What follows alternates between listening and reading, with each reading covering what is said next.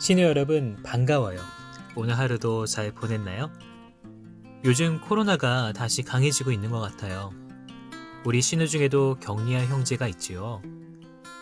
모두 건강 조심하고 우리 격리한 형제도 빨리 회복해서 일상으로 다시 돌아오길 바래요. 자, 그럼 오늘 마태복음 9장에 대한 해설을 시작하도록 할게요. 어제 8장에서도 볼 수 있었듯이 마태는 9장에도 예수님의 사역에 대해서 구체적으로 기록하고 있어요. 1절에서 8절을 보면 중풍병자를 고쳐주시는 사건을 통해 예수님은 병자를 고치실 뿐만 아니라 죄를 사하시는 권세를 지니신 분임을 드러내고 계세요.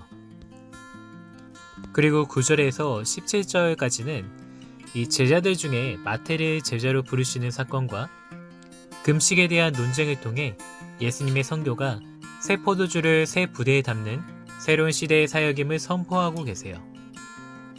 이어서 18절에서 26절에서는 예수님이 죽은 소녀를 살리시는 사건과 또 혈루증을 앓던 여인을 고치시는 사건의 결합을 통해 당시 사회에서 소외된 자들의 이 믿음에 대해 그들이 어떤 마음으로 믿음을 보이고 있는지 우리들에게 알려주고 계세요.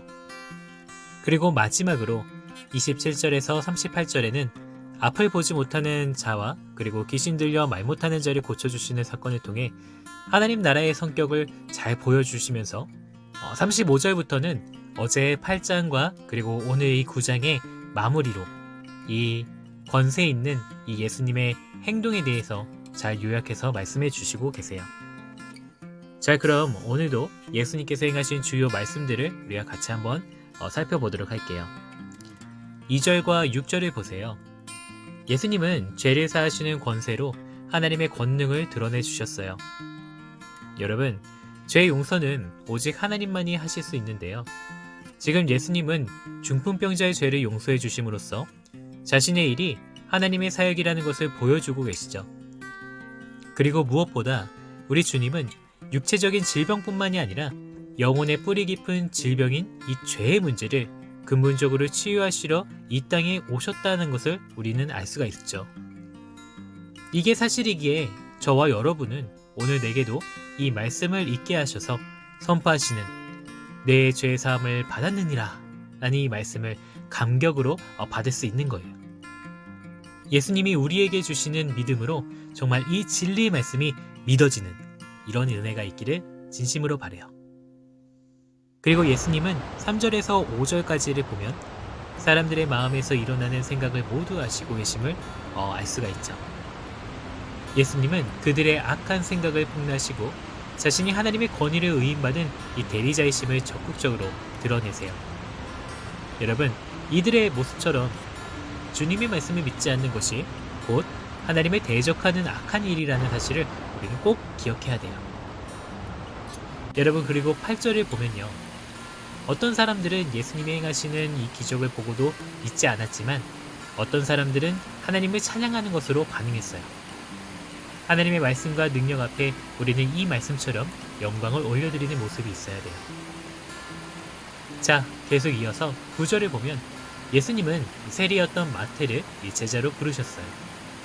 당시 세리는 유대인들에게 죄인으로 취급받던 대상이었어요. 그런데 예수님은 그런 자를 불러 하나님 나라의 제자로 삼으신 거죠. 주의 말씀에도 전했듯이 내가 어떤 자리에 있든지 또 어떤 모습이든지 상관하지 않으시고 불러주시는 은혜가 있다면 너무도 감사한 일이에요. 우리가 그 부르심에 즉각적으로 반응할 수 있는 이 믿음이 있기를 바라요.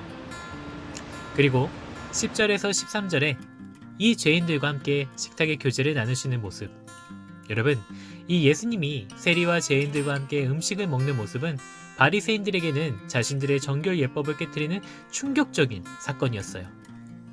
하지만 예수님은 하나님이 정말로 바라시는 것은 형식적인 제사가 아니라 도움이 필요한 자에게 긍휼을 베푸시는 거라고 가르쳐 주시는 것이죠.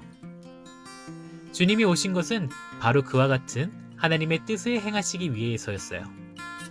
자신의 의로 가득한 바리새인처럼 완벽한 의인을 기뻐하지 않으시고 나 같은 죄인을 불러 식탁에 교제를 나누고 싶어 하시는 이 주님의 사랑을 깊이 묵상해보는 저녁 시간이 되었으면 좋겠네요. 자, 14절과 17절까지는 예수님이 오심으로 이 천국잔치의 기쁨을 가져오셨다는 것을 우리가 알 수 있는데요. 그래서 당시 예수님이 오셨기 때문에 금식하며 슬퍼할 이유가 없었던 거예요. 유대인들은 기존의 방식을 고집하면서 복음을 이해하려고 했기에 결코 이 복음을 믿을 수 없었어요. 마치 새 포도주를 새 부대에 담아야 하는 것처럼 예수님의 사역을 통해 보여주신 천국 복음은 이전 것을 바꾸는 것이 아니라 아예 새로운 것으로 받아야지 비로소 누릴 수 있는 것이기 때문이죠. 예수님을 만남으로 하나님이 내 속에 부어주신 새로운 마음이 이 복음에 걸맞는 삶을 살게 하는 거예요. 새 생명을 입은 몸으로 하나님의 백성으로 준비되게 해달라고 우리는 늘 깨어 기도해야 돼요. 21절 여기에 등장하는 회당장은 예수님이 자기 딸의 몸에 손만 얹어주셔도 살게 될 거라는 그런 믿음을 가졌어요. 그리고 혈루증을 앓는 여인은 예수님의 옷에 손을 대기만 해도 구원을 받게 될 것이라는 그런 생각이 있었죠. 어떻게 보면 이 연약하기 그지없고 또 미신적으로까지 보이는 그런 믿음인데요. 하지만 여러분, 이들의 행동은 기존의 방식을 못 벗어나는 이 유대인들과 달리 새 포도주를 새 부대에 담는 아주 진보적인 믿음이었어요. 아무리 부족한 믿음일지라도 주님께 닿기만 하면 구원이 임할 거라는 확신은 충분히 기적을 경험할 수 있는 이 놀라운 믿음이었어요. 여러분은 주님과 주님의 말씀을 향해 어떤 믿음으로 나아가고 있나요? 손을 뻗어 그 은혜에 접촉하기만 하면 살 것이라고 하는 그 간절함으로 은혜를 사모하는 저와 여러분이 되길 바라요.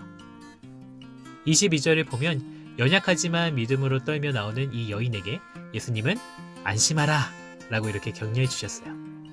이것은 인간 스스로 갖는 용기가 아니라 하나님이 무엇을 해주실 수 있으리라는 그 믿음을 가지라는 의미예요. 중풍병자를 향해서 소자야 안심하라 라고 이렇게 말씀하신 주님이 오늘의 혈루증을 앓는 여인에게 딸아 안심하라 이렇게 말씀하신 거예요. 하나님은 비록 우리가 연약할지라도 이렇게 믿음으로 나오는 자들을 외면하지 않으세요. 그 따뜻한 음성이 얼마나 우리의 마음에 큰 위로가 되나요? 여러분, 절박한 가운데 예수님을 만나 꼭 이런 위로를 얻는 일이 이제 여러분들의 삶에 있기를 바라요. 이후에 예수님은 27절에서 31절에 이 맹인을 고쳐주셨고 또 32절과 34절에는 말 못하는 사람을 고쳐주셨어요. 이들에게도 예수님은 무엇을 확인하셨죠? 네, 믿음이었어요. 물론 바리새인들은 예수님을 귀신의 힘을 빌려 이런 일을 행한다고 폄하했지만 예수님을 믿은 사람들은 믿음대로 모든 병을 고침받았다는 것이죠. 자, 마지막으로 35절과 36절을 보면요. 이렇듯 예수님이 이 세상에 오신 이유는 이 목자 없는 양처럼 유리 방황하며 고생하는 백성들을 돌보시기 위함임을 알 수 있죠. 하나님은 에스겔 34장에 아무도 돌보지 않는 버려지고 상한 이스라엘 양들을 회복하시러 친히 그들을 찾으실 것이라고 약속해 주셨어요. 이제 예수님의 사역을 통해 그 약속이 성취된 거예요. 상처있고 지쳐 쓰러진 목자 없는 이 양 같은 내게 그리고 내 삶에까지 깊숙이 찾아오셔서 하나님 나라를 가르치시고 전파하시며 치유하시는 은혜를 우리에게 주신다는 것을 믿고 우리 또한 기뻐하길 바라요.